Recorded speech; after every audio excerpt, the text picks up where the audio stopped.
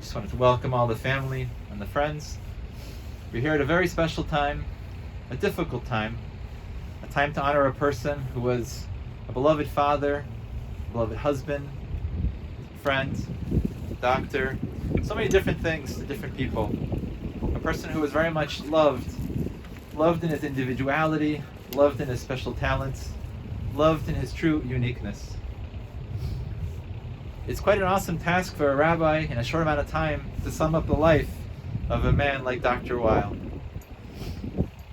Should I be funny? Should I be insightful? Should I be intelligent? How could I strive to be all the different things that he was in giving him a description, giving you a description of the life that he left? And how could I say words about a person that had a personal, very deep, special relationship with each and every one of you, which was unique and special and different? It's very hard to sum that up. And even his obituary that appeared online and in the newspapers, it had to be quite long, way longer than most, just to get to the essence of this very special man. I know that his passing is a difficult one for his family, for his wife and his children, his extended family and friends. He gave us so much, he did so much for us, but we still feel like there was so much more he could have shared, so much more we could have done with him. And we will truly miss him very much. We start with a selection from the Psalms. We read the familiar Psalm 23. Mizmer LeDavid, Adonai roi lo exar, B'nai steshech yarbitzeni, al mei menuchos yanach aleini. Nafshi yeshove v'yancheni v'maglei tzedek laman shemo. Gam ki elech begeit somaves, lo ira ra ki ata imadi. Shiftecha umishantecha, hema yenachamoni. Tairach lefanai shulchan, neged soirai.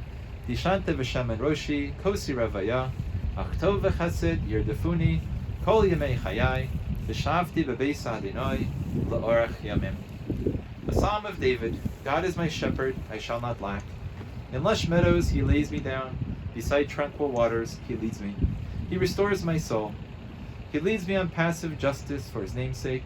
Though I walk in the valley overshadowed by death, I will fear no evil, for you are with me. Your rod and your staff, they comfort me. You prepare a table before me in the view of my torments. You anointed my head with oil. My cup overflows. May only goodness and kindness pursue me all the days of my life, and I shall dwell in the house of the Lord for many long days. We also read from Psalm 130.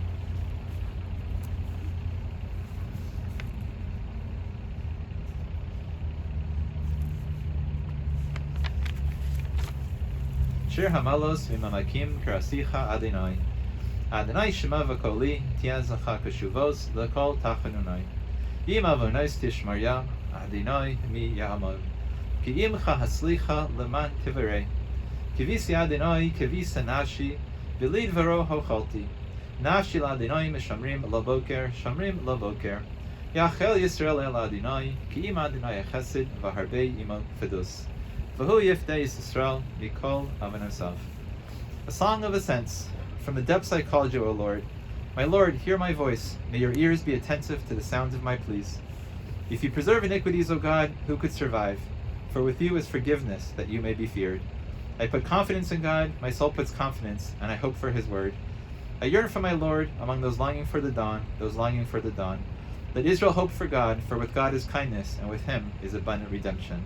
And he shall redeem Israel from all of its iniquities.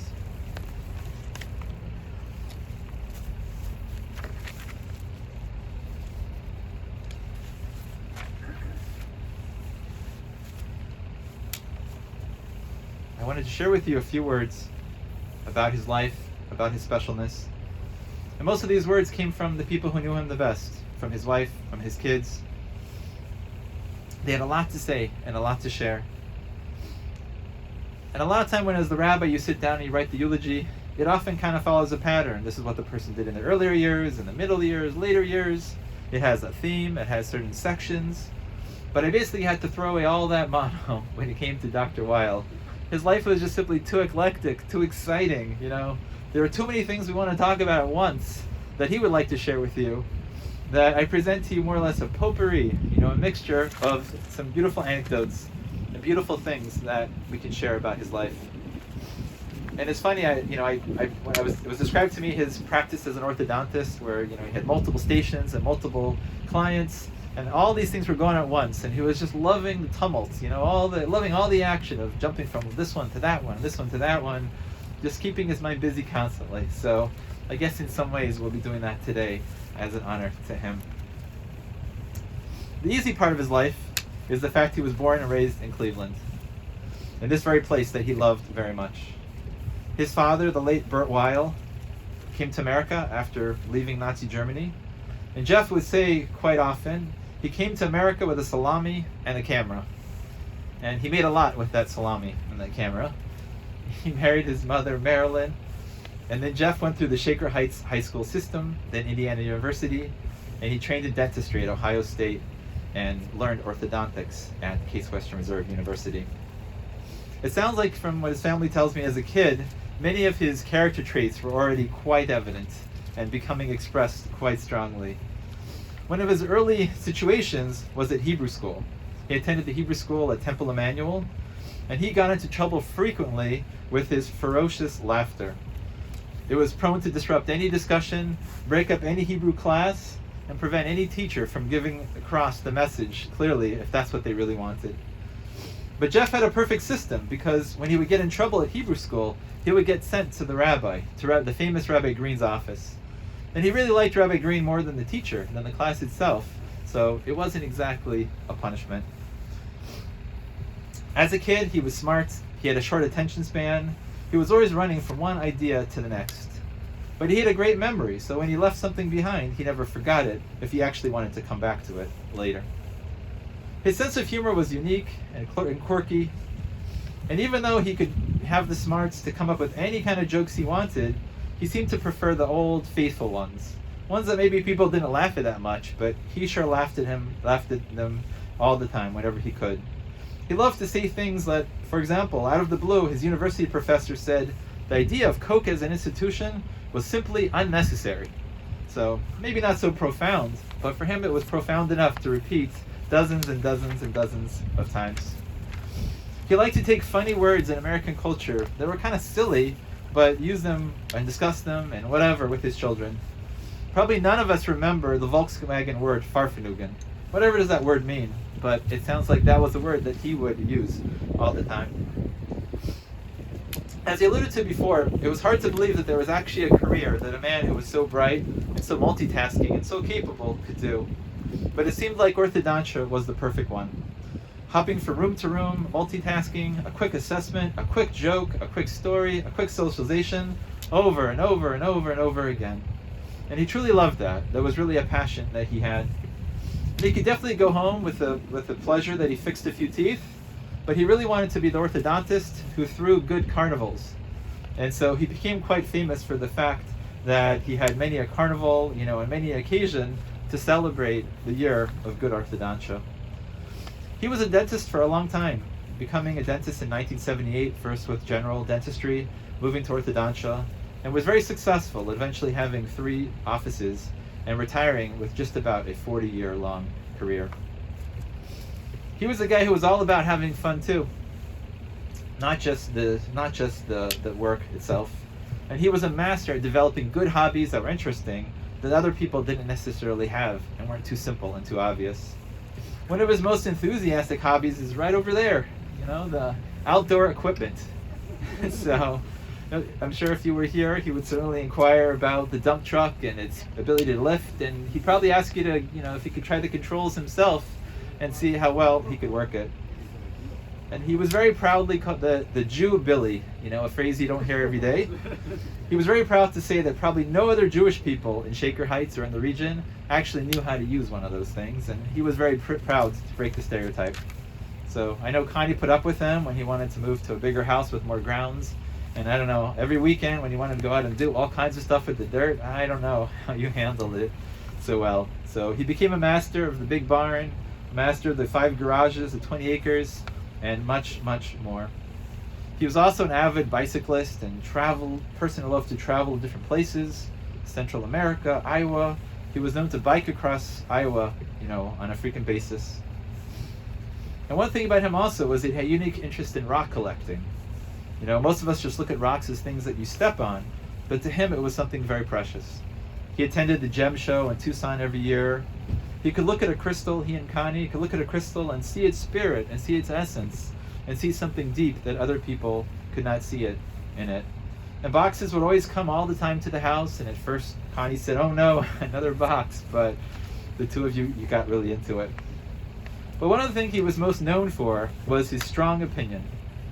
And with a strong opinion like his, some people were drawn to him like a positive on the magnet, and some people were drawn very far away to the negative. He was just simply too strong for some people, but so attractive and so amazing and so interesting to other people. And sometimes that would switch, because he would switch his story, he would switch his facts, he would switch the situation. So sometimes his greatest friends would become a little bit of the other side, then he would flip them back with a little change in the facts and his attitude.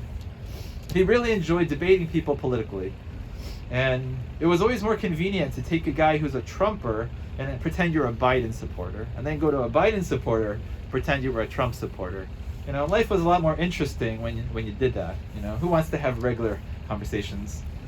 And when you were having a conversation with him and you started to say something, and then he got excited and he would say, "Well, this is going to get very interesting," you would know that you're in for quite a ride.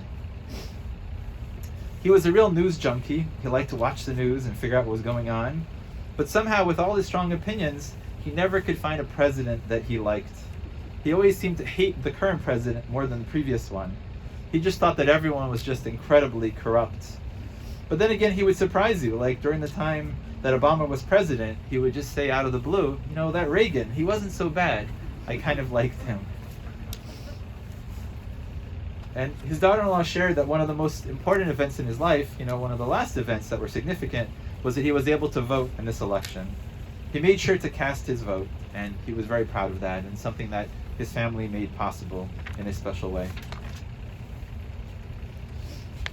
The funny thing about him was that in his conversations, he was a little intense, he was a little heavy-handed about his opinions, but he didn't always feel that facts were that important, right? Facts were helpful, they guided the conversation, but they were not truly necessary. And sometimes you would bring up facts to him. You would tell him, you know, "What about this? What about that? Isn't it true?" But he had a certain filter that he could magically hear the facts that he wanted to hear, but completely ignore the facts that he did not want to hear. The funny thing about him is that as bright as he was, he would always brag that he really never read anything. And if you asked him if he's reading a good book, he would say, "Well, the last book I read was The Catcher in the Rye, and that was in 8th grade." You know, so certainly people would be quite perplexed, this intelligent man who hasn't read a book in a long time. But I think he liked it that way. As we all know, he was very interested in investments in stocks, and he took courses, and he became very, very successful. But one of the things that he was very interested in was actually surreptitious visits to kitchens. You know, you might have thought that he was an inspector for the county health department, but he actually was just a curious patron. And I don't know how he pulled it off to go into a kitchen and convince people that you mean no harm, that you have no germs, and that they have time to deal with you during a busy meal hour. I do not know how he pulled it off, but it sounds like he did it frequently enough that he became quite good at it. Another thing about him which was very special was his role as a husband. And I joked around with Connie that she, as a marriage therapist, she must have been very good advertising to be married to Dr. Weil. Because as long as they were married, it was a proof that she could do anything. And if she could work with Dr. Weil, then anybody could, and you certainly should subscribe to her services. But it wasn't quite like that, because he really was a great husband. He was very loyal, and he was very good and very kind and very generous to his family. He was a little chaotic, he was a little crazy at times, but we really loved his chaos and his craziness all the time. But a lot of credit has to go to Connie. And one of the rabbis who they knew, Rabbi Appel, you know, he would say very often to Jeff that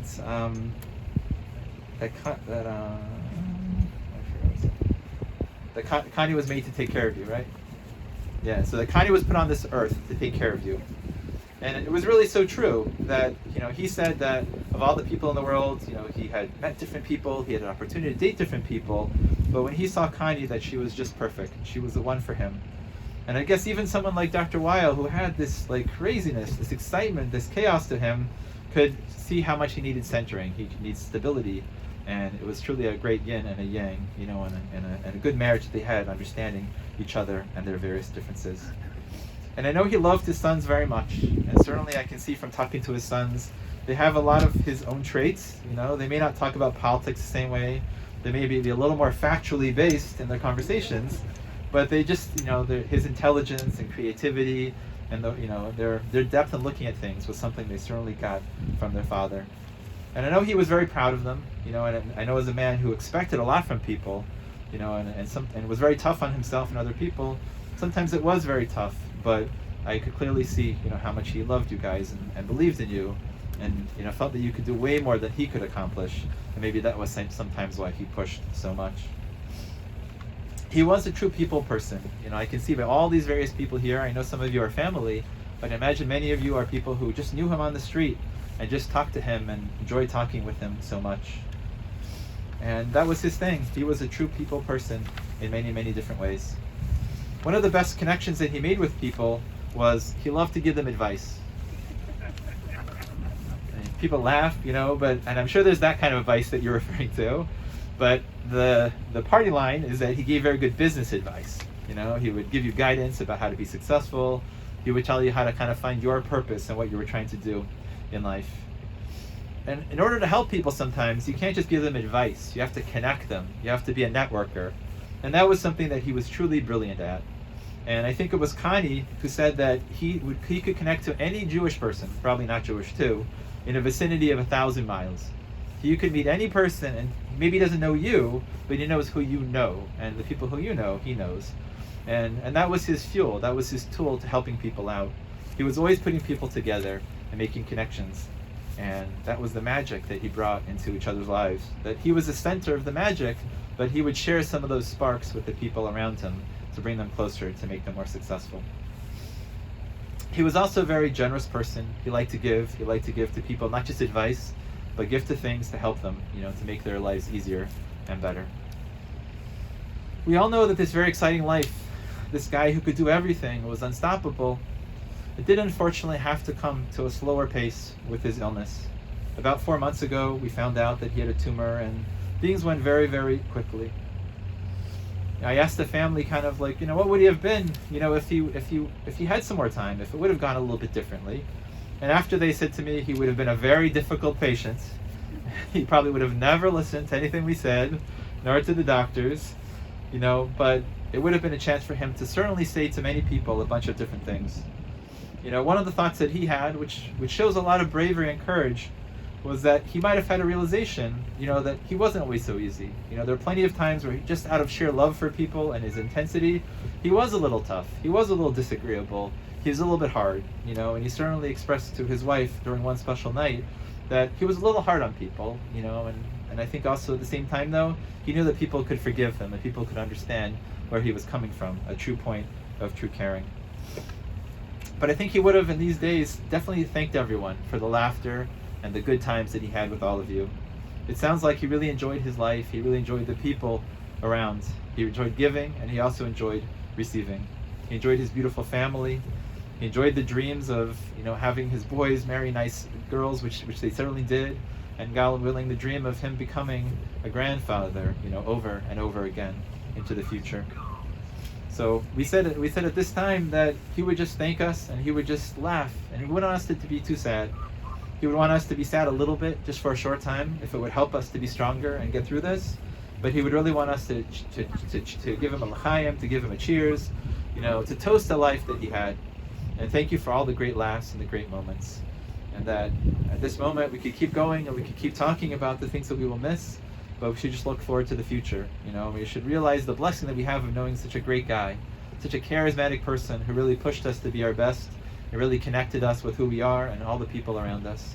So we thank him for being himself, and thank goodness he lived in a world where he could be himself, and he had children, and he had a wife, and he had friends who tolerated his differences and really appreciated them and understood them and really made him great. And he certainly shined, and we will deeply and dearly miss him very much. So I definitely tried to make it chaotic in his honor, so hopefully I was successful. So So at this moment, we've had a chance to say, some words, which are really the words of the family, some beautiful words about him. And we move on to the next phase of the service, which is offering him our reverence, our respect, and our caring in a physical manner. So at this moment now, we will stand and we will lower the casket. And together as a community of friends and family, we will assist physically by helping with the placement of the earth and the burial process.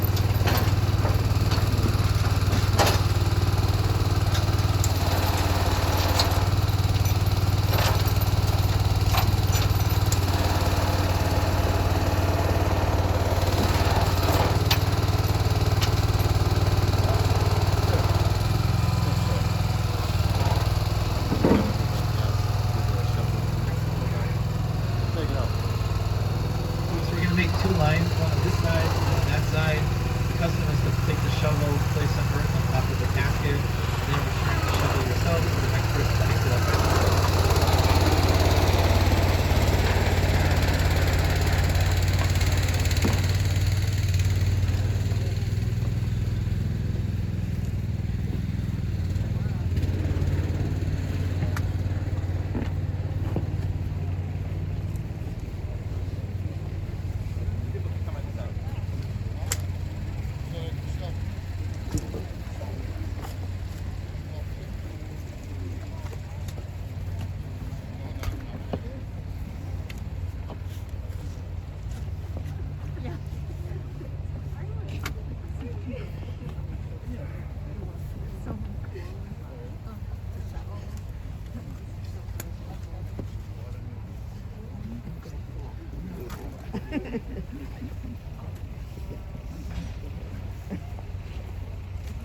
Some of you want to walk around to that side?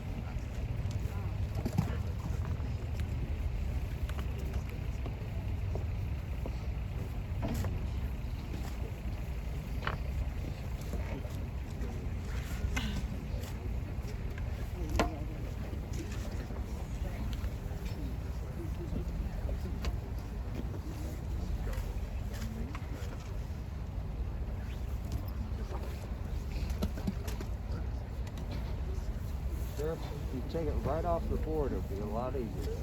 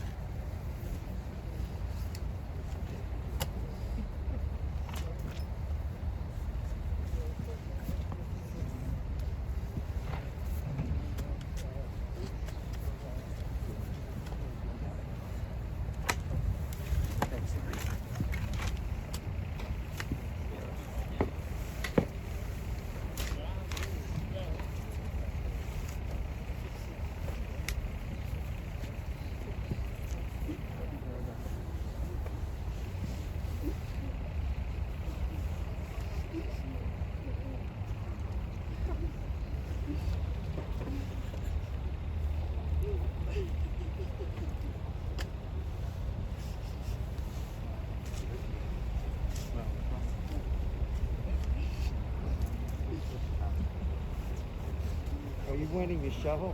You want to come around this way?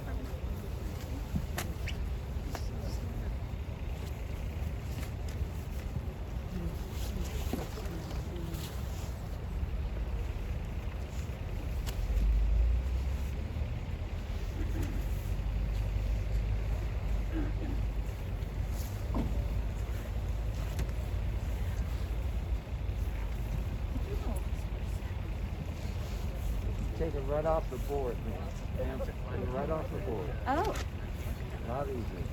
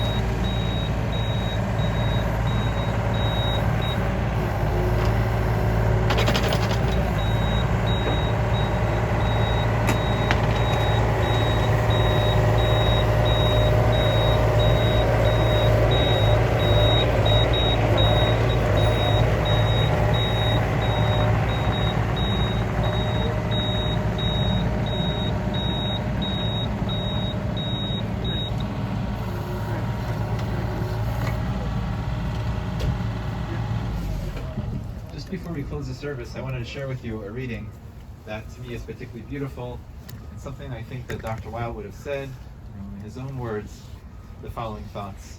Thoughts of comfort for those of us here. It's called To Those I Love and Those Who Love Me. When I am gone, release me, let me go. I have so many things to see and to do. You mustn't tie yourself to me with tears. Be happy that we had precious years. I gave you my love, you can only guess how much you gave to me in happiness. I thank you for the love you each have shown, but now it's time I traveled on alone. So grieve a while for me, if grieve you must, then let your grief be comforted by trust. It's only for a while that we must part, so bless the memories within your heart. I won't be far away, for life goes on, so if you need me, call, and I will come. Though you can't see or touch me, I'll be near, all of my love around you, soft and clear. And when you must come this way alone, I'll greet you with a smile and say, welcome home. Just a little bit of information which comes from the obituary.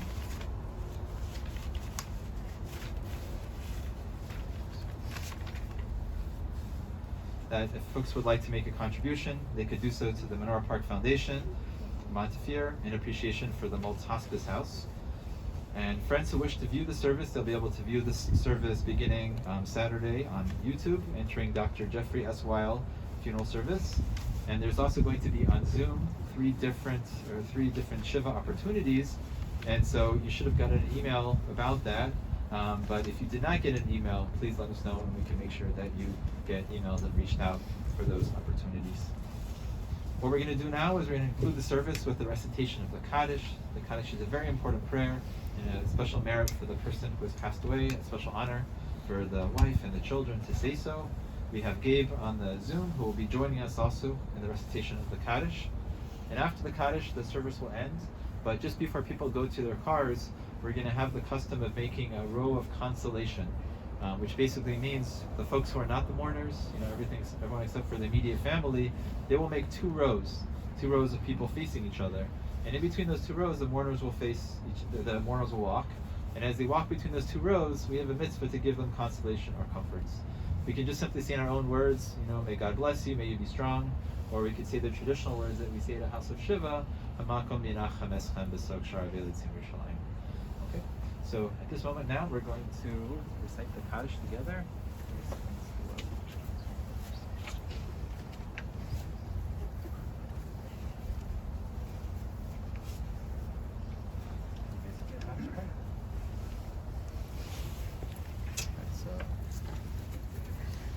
Okay, Gabe, so we'll do it together with you.